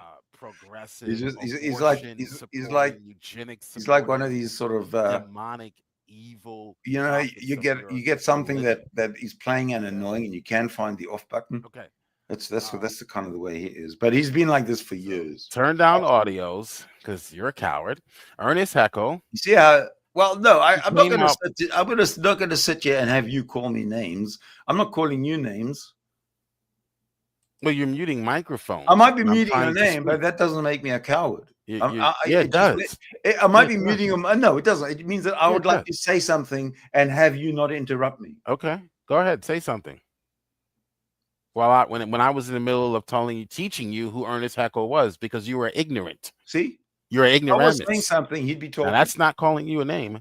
That's just reality. You don't know who Ernest Haeckel is or was. No, I don't care who Ernest Haeckel is. I know you don't. I know that's that you make God dumb is a myth. statements like you did. I know that Jesus Christ is a myth. I know that God does not exist. That's why you make dumb statements. Therefore, I don't care who Edward Schmeckel is. Well, you're gonna learn. I don't know. I know I'm not. You're gonna learn. No, I'm not. Okay, have you heard of ontology recapitulates? Phonology recapitulates? Ontology? Have you heard of that? Have you heard of ontology recapitulating?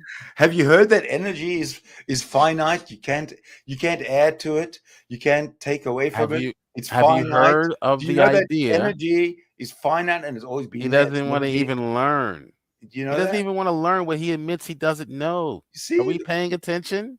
This is the problem with atheists. All you try and do is they don't know something, and then when someone tries to teach them, they get offended. Fuck! I can't deal with this. Shut up. Oh boy! You want to have a conversation? Back yourself in the corner, huh? If you don't want to have a conversation, that's fine. I'm trying to. Can I finish saying what I was saying? You're about Ernest Haeckel? You're trying to have a monologue. You see, every time I open my mouth, he says something. See, this is his deception. Okay. Can I finish? Well, let me know when you're done. Let me know. No, I will let you know when I'm done. But don't say anything until I let you know that I'm done. Ahead. Let me know when it's my turn. Is that okay? Do we have an agreement? You will shut up until I tell you that I'm done. You go right ahead. Did say to me, okay. Go right ahead. Right. Let me know when it's my turn to speak. Go right ahead. I'll let you know when it's your turn to speak. Sure. So I will let you know when it's your turn to speak, but until then, you don't speak. Sure. Go ahead. Nothing to say, like I figured. Man, this is the Sydney and Jill comedy hour. No, I do enjoy hanging out with you, but and the fact that you're a motor mouth is actually kind of it's cool because it gets me off the hook. Is that it? That's it. That's it. Okay. So Ernest Haeckel, as I was saying, is a marine biologist, a eugenist, like most of your scientists. They love death. Okay. He came up with a theory, quote unquote theory, He's postulated it as fact. It's called ontology. The idea that ontology recapitulates. Science is wrong at times. Now, I agree with you. Yeah. But it is self-correcting. Right, it is. And religion is not self-correcting. We found out. Okay, now who's cutting who off? We found out that he had actually committed fraud. Okay, that this was the idea that organisms, that individual organisms develop ontology. They go through the evolutionary history or the evolutionary process. Yeah, but energy is constant in the womb. It just changes forms. Energy can be transformed, but you cannot add or subtract from it. Therefore, energy is a constant. It's finite. It's always it's fundamental. It's axiomatic. How do you explain that? How do you? There's no need for God. We don't need to explain God. Hold on a second. There's no need for God if energy itself is finite and eternal. Energy is finite. Which one? Finite or eternal? You can't be both. Finite means that it has a beginning and an end. Eternal means it has no beginning and end. No. So which one is energy? Energy is finite. You can't add to it or subtract. But it's always been there. So how do you know that? How do you know that? What study? The first law of thermodynamics. First law of thermodynamics does not say energy is eternal. Thermodynamics says that does not say energy can only be transformed. You can't add to energy. You can't take away from energy. It can only be transformed. But there it is. Energy is there. There's no explanation. It doesn't say that it says there. Yes, it does. Okay. It doesn't say energy is eternal. Do you know what the first? It doesn't have to say. It says energy is there. Okay, then, so why are you bringing your religion? Fundamental. Why are you bringing? Energy is. Let me ask you this: if it doesn't say energy is eternal, if it's fundamental, it's eternal. If it doesn't say energy is eternal, why are you ushering in your religion to make energy eternal when the first law of thermodynamics doesn't say energy is eternal? Yes, it says does. Energy cannot be destroyed. Right, and the energy. Where does the energy come from? So it continuously transforms. Where does this? Your worldview doesn't answer that. Where God? Yeah, your worldview. You see, there you go. You're presupposing your worldview doesn't answer that question. God. You don't need your God. Worldview doesn't answer that question. So you came up with one. You came up with one. You made one up. I'm just going to say it's eternal. You have no evidence of that. So what's the difference between you and God, and our God, creating energy? What's the difference? What's your scientific evidence for eternal energy, sir? What's your scientific observation of eternal energy, sir? Just law of thermodynamics. What's your scientific? What's your scientific rendering? You're being really annoying. So you're see done. what happens to this. This is the way all Christians react to logic and it's logic to come up with an eternal energy. Every single one of them. Ad hoc, you just come up with eternal energy. That's logic. That's science. You just came up with it, just like Ernest Haeckel came up with the idea that we evolved from tadpoles in the womb over the 9-month span. We go through the evolutionary, your fantasy evolutionary process. Oh, come on, you really believe happened over billions of years. Stop! Oh my God, my ears! Fantasy, fiction, cringe. Fraud. Listen to this guy. Stupid. Yeah, you are stupid. That's one thing that you are. Is pretty stupid. Fantasy, fiction, fraud. You talking about the Bible? All your religion. Talking about the Bible? Oh, when it comes to fantasy, when it comes to deception, when it comes to fiction, when it comes to fraud, the Bible's got all of it. What about Lucy? Is Lucy an ape? Your wife? Lucy. Maybe. I don't know. Lucy is an ape. I've never seen her. I've never seen her wife. So is her cousin Ida. If she is an ape or she's not an ape, it's none of my business. Ape man walking fantasy. Don't involve me. Don't involve me in your marital issues. Why don't you guys? It's your choice. It was your choice to marry Lucy. I had nothing to do with it. I didn't even introduce you. Here's what we can do. Forget about Lucy. Okay, forget about Lucy. Forget about that fraud. Don't involve me with your forget about that fraud. Problems with Lucy. Okay.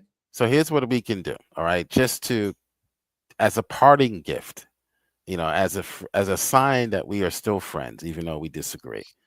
I'll go see if you go see Passion of the Christ. I'll go see Planet of the Apes. That's not fair. It's two Christian movies. Two Christian movies, and I don't get a choice. Well, Planet of the Apes is an atheist, dude. That's your movie. That's your origin. No, it's Christian. That's the story of your origin. I remember seeing the Planet of the Apes when I was a little boy, and it was absolutely a Christian movie. That's the story of your origin. At the very end. Do you ever see? Have you actually ever seen the Planet of the Apes? Well, I've actually seen the original, the one that came out when I was a kid. When I saw the original when it first came out, I knew right away. Not right away, but by the end of the movie, I knew it was a Christian movie. It was a Christian movie, yeah. Yeah. Well, maybe some Christians back then believed that they came from a Planet of Apes or evolved from a Planet of Apes, perhaps. Even though there's not a shred of scientific evidence to support that. I know that, Kafka. Right. So you spoke about origin, and you believe that energy is your origin. Energy is the creator of all. Energy things. is fundamental. It's right. It always existed. You believe that? Yes. Oh, you have faith. I know that. Yeah. I know that. That's what the science says. That science. What science says that? Energy always existed. Yes. There's no science that says that energy has always existed. I just told you the first law of thermodynamics. The first law of thermodynamics does existed. not say energy is eternal, sir. What does always existed mean? Give me a one word for always existed. Eternal. Thank you. Okay, energy isn't eternal in an in a what's the word I'm looking for? I don't know. It's not an eternal in the same sense that we would say God is eternal. That's for sure. Yeah, but again, you when you say God, you're presupposing something that is impossible, and I reject any reference to God as being meaningful in any way whatsoever. Okay, so the first law of thermodynamics simply says in a closed system. No, that's the second law. The second law. It simply says that energy. I know my laws. Go to the first one. Okay. Well, it continuously transforms into less useful forms. Okay. Okay, which eventually leads to heat death. Okay, where energy is spread out and it's not even available to do what energy. You don't know that. You don't know that. Okay. Well, that's what the first law of thermodynamics actually says. Well, could you read the first? I'll tell you what. I'll read the first law. I just read it. No, you didn't. I just read it. I've never. Nowhere in the first law of thermodynamics does it say heat, death, anything. Okay. Can I share my screen? No, I'm going to go and find out. No, you don't have to share your screen. I'm ridiculous. I'm gonna let a Christian share. Well, by heat death, they simply mean that the energy is spread out so much that it doesn't actually produce any heat. Okay, it's unavailable. Right. This is the thing. Can't do anything. It can't. Yeah, you're right there. Planets. It collapses. It can't blow up. It collapses a big bang. It can't do anything. Hold on a second. Let me talk a bit. It collapses into a singularity, which then, in a Big Bang kind of a way, starts a whole new universe. Right. So energy has always existed. So you just basically replace energy. You replace God with energy. Okay. No, because energy. So God is energy. No. Now you're presupposing that somehow energy is intelligent and omniscient and omnipotent and whatever God thing. So now you need bullshit. Energy is just vibration. Energy is vibration. Listen to me. So now you need to demonstrate. Energy is vibration. That's okay. So now you need to demonstrate how this energy was able to create what exists. How was it able to do that? Energy doesn't create. How was it able to produce this from not chaos? Well, that's where physics and chemistry come in. If you demonstrate, you know a little bit about physics and chemistry. Yeah, sure. You answer your own question. Yeah, tell us how this happened. I don't have to tell you. I'm not a teacher. I come in here not to teach. I come in here to exchange ideas. And So the my second ideas, law. I think, are a lot brighter than yours. Okay. Well, the second law. I actually teach science. The second law of thermodynamics Oh no, America is doomed. says that what? What does the second law say? No, I don't. I What does think, the I think second you're law say? lying. I think no. Energy what? Always. Don't say you teach science and lie to us. What does the second law of thermodynamics We teach? know Energy when we always are finished talking about the first increases. law, it doesn't matter. Increases. Yes, but the energy or itself, entropy. the energy itself available I'm sorry. is finite and is fundamental. The first law says energy always decreases or There we go. spread Oh, out, look, and it Marcus got becomes it. Yeah, we go. less effective. There we go. The second law says Look, that Marcus said, entropy, the first disorder, law, always stop. increases. So how does this prove that energy is eternal? It doesn't. Okay, yes, it does. I'll show you how. It just describes. I will answer energy. your question. Stop it. Let me answer your question. Yeah, sure. How does that prove energy is eternal? Okay, you gonna let me answer, or you're just gonna interrupt me? So the first law of thermodynamics states that energy cannot be created or destroyed. It can only be converted from one form to another, which means that it is there. And how did it get there? And it's always been there because how do you know that? Because the first law is saying that it cannot the first law it cannot be subtracted from. Let me tell you how dumb your logic is. Let me tell you how dumb your reasoning is. Energy within its own. Let me tell you how dumb your reasoning is. And I am fucking sick and tired of you being so disrespectful and just talking over me every time you fucking think about it. I wasn't talking over. I'm really pissed about that. Now stop it. I'm going to explain to you again, and don't unmute yourself because I want to get my point across. The first law of thermodynamics takes this energy and says to you that this energy, which is fundamental, which is there, cannot be created, cannot be destroyed. Nothing can be added to it, nothing can be taken from it, but it's there. Okay, this is what the first law of thermodynamics says. There it is. Fundamentally, it's there. It's what you have to. It's what you have to accept. You just have to accept that energy is there, and then you got no need to start making up nonsense, supernatural, heaven and earth and good and all this nonsense. You don't have to do that. Just accept that fundamentally energy is there. Okay? Thank you. Okay. So the first law of thermodynamics says that energy cannot be created or destroyed. It can only be converted from one form of something, whatever, to another. So you have the energy there. It's being observed. And we have, let's change the energy. Let's use an analogy to help you figure this out. Okay. Why do we need to do that? Because no one ever taught you. Why should we use? Why are you cutting me off? Why should we use an analogy for energy when we know exactly what energy is? We know exactly what energy is. We also know exactly what a car is.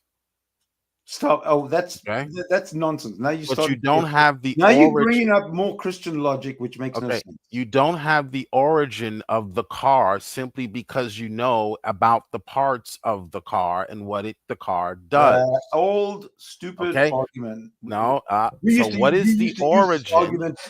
Okay, so energy cannot. 15 years ago or 10 years ago. Why are you cutting me off? In the G plus, you used to use this argument. Why are we cutting me off? What's wrong? I let you speak. Now, what's the problem? Because you're talking nonsense. Okay, you just talk nonsense. You told me that you know energy is eternal because of what we know it does. I know it can't be destroyed. There you go. You just putting words in my mouth. So where did energy I said energy is eternal because how do you know it didn't come from? Said the energy. How do you know it didn't come from someone or something? And now that it's created, it can't be destroyed. How do you know that? It cannot be created. How do you know? Tell me how you know energy did not have a source. You've drunk way too much Jesus Kool-Aid. You've gone and your brain is mush from too much Jesus. Somehow or other, you've gotten yourself into a situation where you actually believe this nonsense. I feel sorry for you. I really do. I feel sorry for any one of you people who have been indoctrinated and brainwashed to actually believe this crap. Well, yeah, someone's claiming I didn't know what the Pythagorean theorem is. I would love to see the timestamp and the video from where that actually happened. It didn't happen. Well, so but the way you talk, I believe so it did. Energy, A squared plus B squared equals C squared. Okay. So energy cannot be destroyed. Is that proof that energy has always been in existence? Does that follow? No. You made it follow because you have a religion. I never said you have a religion. I never said that because energy cannot be destroyed, therefore it's eternal. I never said that. You said the first law of thermodynamics is your answer as to why you believe. Yes, but I never said. Yes, I did, but I never said what you mangled everything. You said that I said something that I didn't say. Okay. And what I said is that energy is. Energy is. Always existed, right? Yes. Energy has always existed. existed. So I didn't say. What's your evidence? Hold on. I didn't say that because energy cannot be created, therefore it's eternal. That's what you said. I said, and I didn't say. So what's your evidence? Okay? So you are very, very What's your? Well, I'm going to show you. I'm going to show you lied, and everyone here knows you're lying.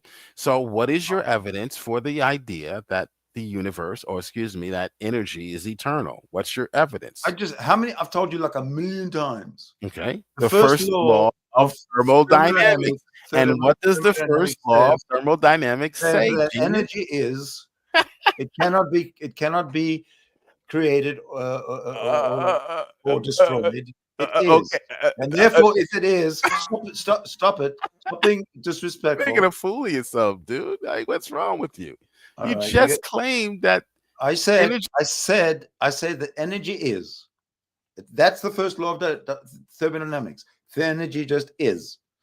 You can't reduce it. You can't increase it. It just is. Okay? And if that's hilariously funny, then I think that you have a fantastic sense of humor. You're done, buddy. You're done. You're done. That's why you're leading at this point. You're finished. So what is your evidence that the energy is eternal? Your response was, yeah, he's done. So we were talking about this guy here, and I was actually getting sick. Start making sense and start winning souls from their platform. But hey, you will, because the word of God never returns void. Exactly. And they don't understand that. They don't understand that somebody's watching it who's on the fence, that doesn't like it when they mute us all the time, and is going to, want to look into it a little bit more. You see, this guy, G-Man, and that guy, his guest, is just as stupid as this rebuke and reprove whatever fellow that had to leave so suddenly. Maybe he had a dentist appointment or something. I hope he's going to be okay. I hope his health improves. Well, the emergencies happen. But that's the way it is. And let's see. These guys here. Or the cussing. I saw someone in the. It seemed like someone was complaining about them cussing a lot there. So. Yeah. They don't have to be that way. I mean, if what they're, that's the problem, because they don't think it's evil. They don't know. Okay, these guys are just talking absolute crap. What I wanted to do was show you the call that G-Man made into the atheist experience, and how he got absolutely shit kicked by Jim Barrows and the other guy. I can't remember his name, but he had a name that I should remember. Fabian something. I can't remember. So yeah, that's what I wanted to show you. Unfortunately, fortunately, all the Christians are coming out of the woodwork, so hopefully they'll keep on joining in, and I will continue to have great pleasure in destroying their argument, and I won't try and do the humiliation thing like this asshole did, and all the other Christians in the chat sort of joined in. Yeah, he's It's actually quite funny. But anyway, this continues. This is beautiful. The season has begun, ladies and gentlemen, viewers and friends. This season has begun. Okay. It's been fun. But everything that's fun comes to an end. And this is one of them. So good day, good night. Be well, be healthy. I love you all, friend and foe.